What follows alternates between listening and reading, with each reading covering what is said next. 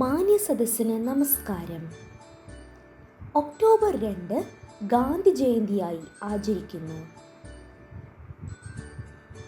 ഇന്ത്യയെ സ്വാതന്ത്ര്യത്തിലേക്ക് നയിച്ച മഹാരഥനായിരുന്നു ഗാന്ധിജി. ഇന്ത്യയുടെ രാഷ്ട്രപിതാവായ ഗാന്ധിജി അഹിംസയുടെ മാർഗത്തിൽ സമരങ്ങൾ നടത്തി. ഗാന്ധിജിയോടുള്ള ബഹുമാന സൂചകമായിട്ടാണ് ഐക്യരാഷ്ട്രസഭ ഈ ദിവസം അന്താരാഷ്ട്ര അഹിംസാ ദിനമായി ആചരിക്കുന്നത്. ഓരോ വീടും ഓരോ വിദ്യാലയമാണ്, മാതാപിതാക്കൾ അധ്യാപകരും. ഇത് ഗാന്ധിജി പറഞ്ഞ വാക്കുകളാണ്. ഇത്രയും പറഞ്ഞുകൊണ്ട് ഞാൻ നിർത്തുന്നു. നന്ദി, നമസ്കാരം. വീഡിയോ ഇഷ്ടമായെങ്കിൽ ലൈക്ക് ചെയ്യുവാനും സബ്സ്ക്രൈബ് ചെയ്യുവാനും മറക്കല്ലേ.